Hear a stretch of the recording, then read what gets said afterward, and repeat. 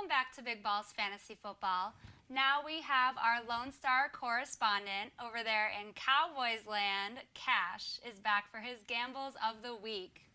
What's going on, Cash? Great to see you guys. Thank you for having me on Big Balls Fantasy Football again. Oh, no Week one show, kicking off this 2013 NFL season. It's good to see you. So, how did you feel you did in our draft, our biggest balls of them all draft? How do you feel about your team? Well, Frank, I'm glad you brought that up. I think I've had a pretty sound draft. I think my team will finish, I'd say, probably in the top four. The reason being the strength of my team out with the running backs, C.J. Spiller, Darren Sproles, Jamal Charles, featured performers.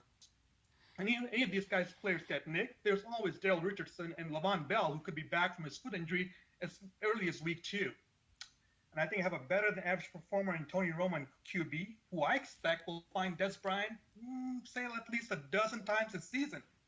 And though the wide receiver corps may be a perceived weak spot, don't be surprised if T.Y. Hilton has a huge year, becoming Andrew Luck, as you mentioned a little bit before, go-to wide receiver. Well, you sound pretty confident there. Can you get into your gambles of week 1 for us? Absolutely, Jenilee. Guys, it's cash time. And as you know, this is my cash book that will guide me week by week and make my gambles pay off. Here are the 3 picks that I think you can take to the bank in week 1. First off, Brandon Myers, tight end of the Giants. Last year, 2012, he had about 80 catches, 800 yards, 4 TDs. And this week 1, they face off against the Cowboys, and likely it'll be a shootout. I think he'll get 5 catches, 60 yards, and I think he'll hit pay dirt. And, the reason I back that up with is that I don't know how much you know about Brandon Myers, but he played with a sprained left shoulder for the Raiders all last year and still caught 80 passes for that offense. Talk about somebody that you may have to consider for your beast mode one of these weeks, Greg, if he has a great season. And, he's got to develop the chemistry with Eli Manning, where he'll be targeted on long passes as well as the red zone targets. Well, I actually played him. I'm actually going to be playing him in one of my lineups. I picked him up, and I agree with you that he's a gamble, but I think I'm going to have a pretty good chance of him this week. I agree with you against the Cowboys, so I'm playing the matchup. I like it. What's your next one, Cash? Give it to us. Well, the next one is a kind of last minute addition, but Isaac Redman of the running back Steelers.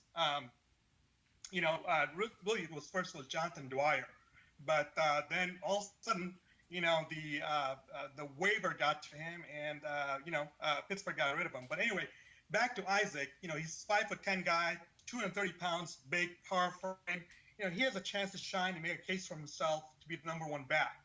And he may only get 1 or 2 chances, so I think he will come through at least this week. Now, this guy, from a career perspective, he's got pretty decent numbers. Rushing average is about 4.2. Receiving average is about 8.6. And, I believe this guy's a veteran back.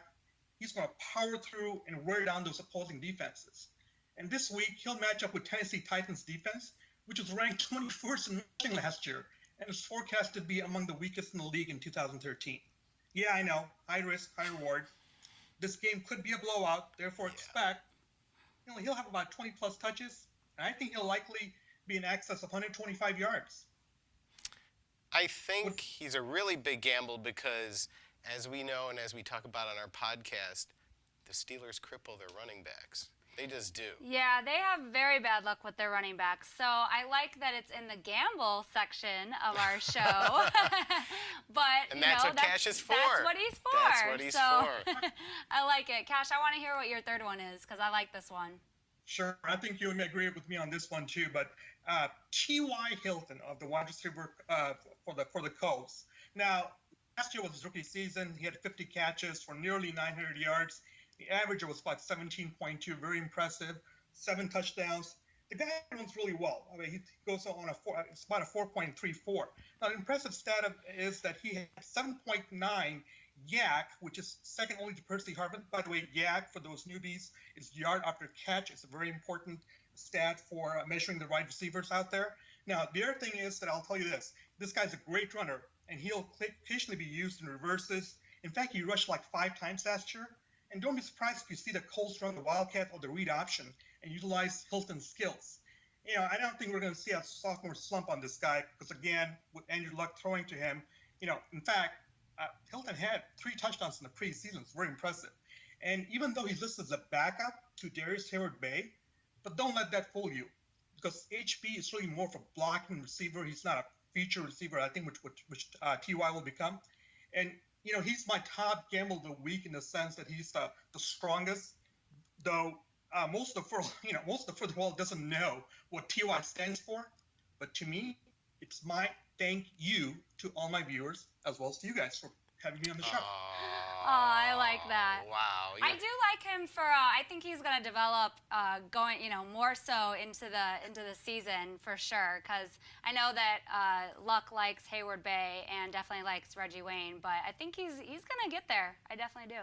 I like it, Cash. Yeah, I love the pick a lot. I mean, he's been going, strangely enough, about 3/4 way down in a lot of like 10 and 12 round drafts. He went in like around 9 or 10 in the Balls Deep draft that we had. Absolutely. So, yeah, definitely.